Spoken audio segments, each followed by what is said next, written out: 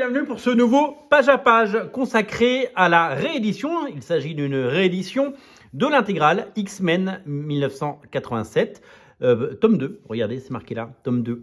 Une intégrale absolument sublime que nous allons découvrir ensemble, des épisodes qui datent donc de 1987, dessinés en grande partie par Marc Silvestri. Marc Silvestri, la légende. Rendez-vous compte, il a 65 ans aujourd'hui. Il vient de nous faire une mini-série sur Batman que vous aurez certainement chez Urban à la fin de l'année. De toute beauté. Il fait partie des légendes. Alors nous, ces épisodes, on les a eu un peu plus tard. On les a pas eu en 87. On a dû les avoir en 89. Il y avait à peu près 2 ans de décalage à l'époque. Mais quel plaisir. La couverture est signée par Silvestri, Avoc, Serval, Wolverine. Pour le plus grand plaisir de tous. Découvrons ensemble cette intégrale qui nous rappelle de beaux souvenirs. Chris Claremont au scénario évidemment, et des choses dont on se souvient. Moi je me souviens de cette griffe là par exemple qui attaque. Je me souviens de Wolverine et Ororo, de Serval et Tornade. C'était magnifique, et quel plaisir de retrouver le dessin de Marc Silvestri, qui avait un style vraiment super et incroyable. Ah oui, avec Ororo qui revit par hologramme un moment qu'elle a déjà vécu. Donc Ororo qui avait fait sa coupe, qui avait sa relation avec Forge. Je crois qu'il y avait eu les épisodes un peu avant, dessinés par Barry Windsor Smith, où elle avait perdu ses pouvoirs. Si je me trompe pas, il faut que je raccroche un peu les wagons, je vous cache pas. Je me souviens aussi donc de l'apparition de Mr. Sinister, donc Sinistre, évidemment, avec ce dessin qui est, lui, a un peu vieilli, mais les autres ne l'ont pas trop vieilli. Voilà, je me souviens qu'il attrape dans le sabre, avec Dazzler, avec évidemment Malicia, Rogue en anglais. Voilà, quel plaisir de retrouver ces épisodes. Alors, la particularité de ces intégrales, c'est que je pense pas qu'il y ait de fichiers numériques, donc à un moment, ces pages ont été scannées pour pouvoir être reproduites. Et je trouve que certains aplats de couleurs ont été refaits. C'est quasiment la même chose sur l'ensemble des intégrales, mais par moment, l'ancrage, je trouve, est un petit peu n'est pas à la hauteur de ce qui pouvait être dans les éditions originales. Et c'est un petit peu dommage. Certaines pages paraissent un petit peu plus fades que d'autres, mais c'est ça ou rien en fait. Donc, parce qu'il n'y a pas d'autres fichiers. Donc si on veut relire ces épisodes, voilà. Alors je me souviens pas forcément de tous ces épisodes.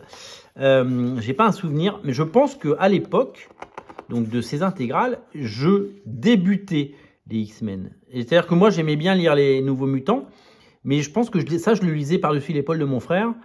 Et donc, je ne les lisais pas forcément. Je me souviens de ça, par exemple. Je me souviens de ça. Je me souviens, en fait, de l'humour qu'il pouvait y avoir. Il y avait toujours, avec Chris Claremont et Marc Silvestri, il y avait toujours un peu d'humour. Et ça nous montre aussi à quel point Marc Silvestri, il était exceptionnel. Rendez-vous compte. En fait, on parle souvent des X-Men de Jim Lee, mais on ne se rend pas compte à quel point Marc Silvestri lui a ouvert la voie. Pas graphiquement, parce que c'est très différent, mais en termes de succès. C'est-à-dire que les X-Men, chaque mois, ils s'en vendaient de plus en plus. Chaque mois, la demande augmentait parce qu'un bouche à oreille qui devait se passer dans les cours d'école, qui devait se passer... il n'y avait pas de réseaux sociaux, il n'y avait pas de buzz à l'époque, mais il devait y avoir un bouche à oreille qui disait « Mais attends, il faut absolument que tu lises les X-Men ».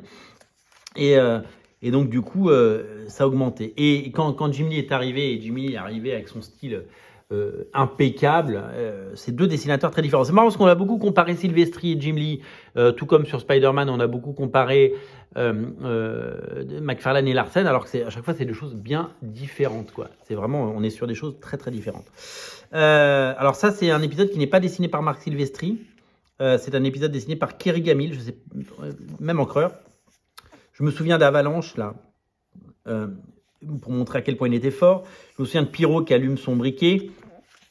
Je me souviens de ces images-là. Et en fait, j'avais pas, à l'époque, on ne connaissait pas les noms des dessinateurs quand on lisait ça.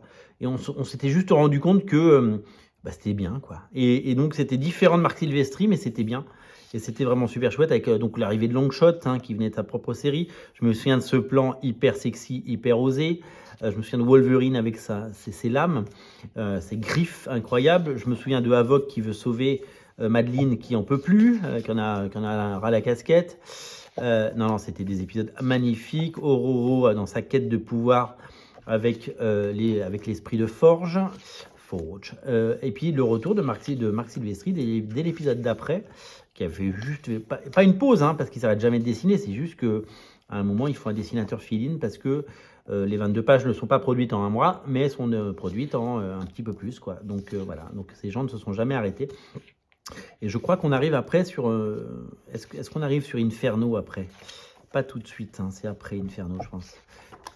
Voilà. Et là, je crois qu'on arrive sur le crossover X-Men Avengers. Alors, juste pour vous montrer, il y a tous ces épisodes. Il y a les épisodes d'X-Men. Et en effet, on a X-Men Avengers, la mini-série X-Men Avengers, qui était scénarisée par Roger Stern, donc non pas Marc Silvestri. Et Roger Stern devait être le scénariste d'Avengers à l'époque, si je me trompe pas.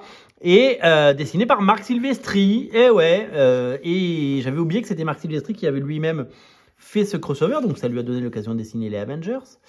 Et ça lui a donné l'occasion de faire des choses assez sympas. Et ça, je me souviens, j'ai adoré ce plan avec Crimson Dynamo, avec tous ces personnages incroyables.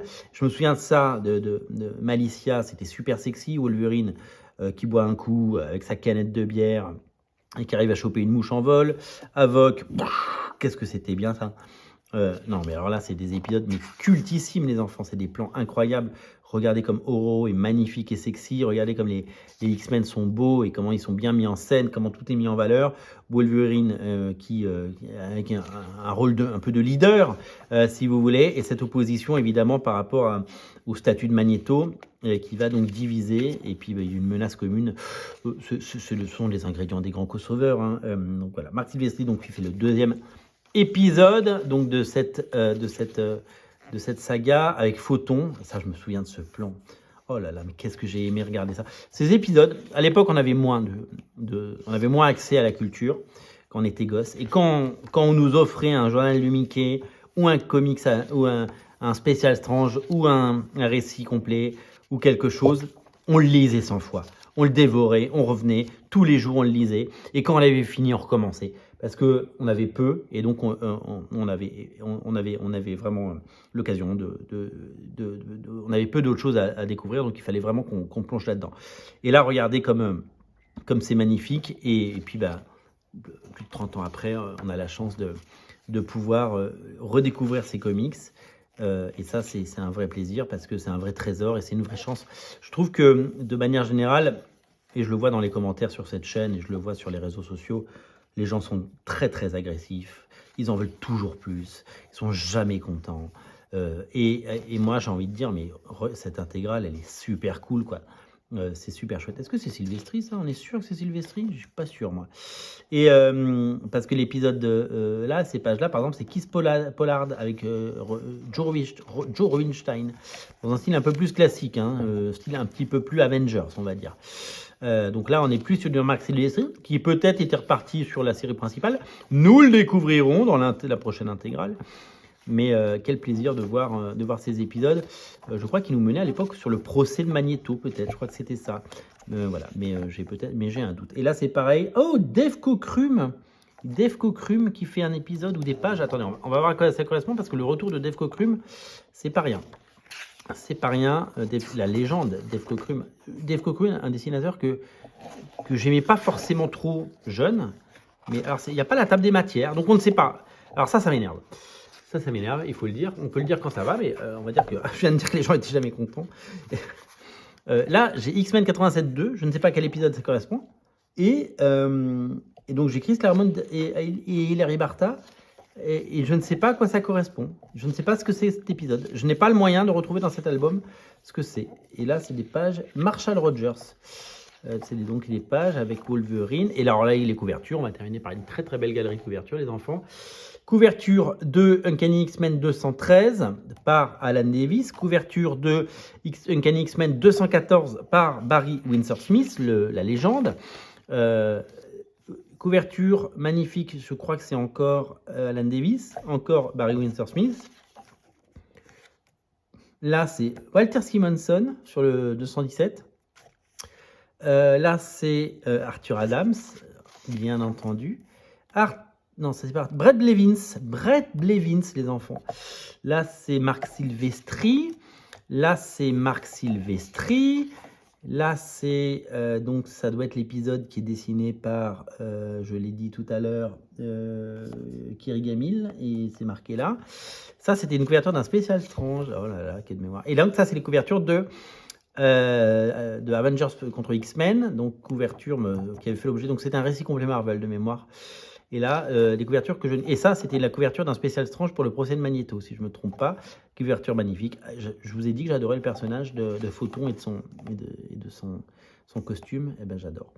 Le Giant Size Annual X-Men et Fantastic Four contre les X-Men. Je ne sais pas pourquoi on a ça. Ah oui, cette couverture Fantastic Four X-Men avec la couverture de Bogdanov. Ça, c'était la couverture donc du récit complet Marvel. Mais il y a les Fantastic Four X-Men là-dedans? Je suis pas sûr. Pourquoi il y a ces couvertures? Je ne sais pas. Beaucoup de mystères donc autour de ça. En tout cas, c'est un très bel album. C'est réédité. Si vous le cherchiez, si vous l'attendiez, c'est disponible. Bien entendu, je vous mets un petit lien dans le descriptif de la vidéo. Salut!